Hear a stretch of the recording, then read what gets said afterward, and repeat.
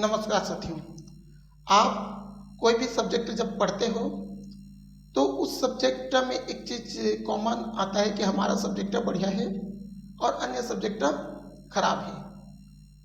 वास्तव में देखें तो विषयों का निर्माण कैसे हुआ आज हम जानेंगे। विषय इंग्लिश में कहते हैं सब्जेक्ट। अब विषय यानी सब्जेक्ट कैसे बना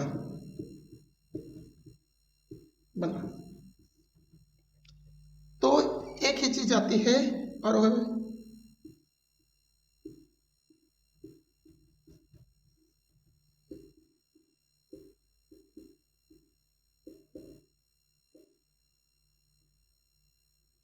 परिकल्पना यानी हाइपोथेसिस।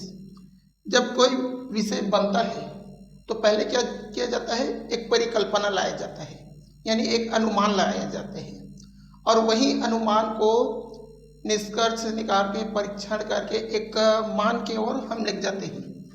मान फिर हम उसी को क्या बोलते हैं कि यह परीक्षण सफल हुआ। और अगर कभी कभी रिजल्ट नहीं मिलता है, तब हम क्या लिखते हैं, अपवाद कह देते हैं। वास्तव में देखें तो परिकल्पना से ही सब्जेक्ट बनते हैं। बशर्ते क्या होता है, जब परिकल्पना को एक्यूरेट मान मिल जाता है तब बनता है साइंस। और जब परिकल्पना को एक्यूरेट मान नहीं मिलता है, यानी मिल भी सकता नहीं भी मिल सकता है, तब वो बनता है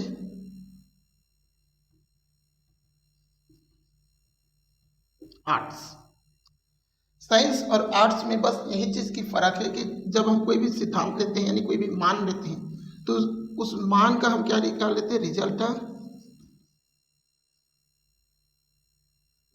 रिजल्ट है एक्यूरेट।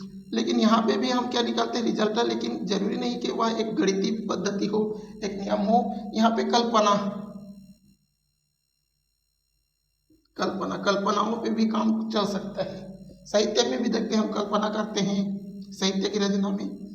तो विषयों का निर्माण होता है परिकल्पना से और परिकल्पना से क्या बना, विषय बना। अब एक चीज आता है मॉडर्न समय में कि जो हम देखते हैं ज्योग्राफी।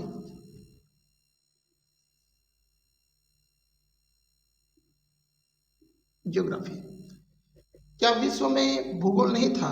तो अगर हम देखें तो मानव सभ्यता के आरंभ से पहले से ही पृथ्वी में भूगोल था, यानी कि पृथ्वी तो था, भले मानव नहीं थे। पृथ्वी था, पेड़ थे, पौधे थे, जीव जंतु थे, ये सारी चीजें थी। फिर इसका अध्ययन हुआ 17वीं और 18वीं शताब्दी में व्यापक तौर पर भूगोल का अध्ययन हुआ। तब जाके हम भूगोल को एक विषय का रूप दे सके। यानी कि कोई चीज पृथ्वी पर रहता है, बशर्ते उसको हम खोजते हैं, फिर परिकल्पना करते हैं, फिर उसको एक विषय के रूप में देते हैं। इसीलिए कोई भी सब्जेक्ट बड़ा नहीं है, ना कोई सब्जेक्ट छोटा नहीं है। लोग सोचते हैं कि हम आर्ट्स वाले हैं, लोग सोचते हैं हम बायो वाले हैं तो हम में ज़्यादा नॉलेज है, लोग सोचते हैं हम मैथ वाले हैं। विषयों का किसी से कंपटीशन नहीं है, क्योंकि हर विषय की जड़ क्या है, परिकल्पना। हर विषय की जड़ क्या है, परिकल्पना ही है। और यहीं से क्या बना है, विषय बना है। धन्यवाद।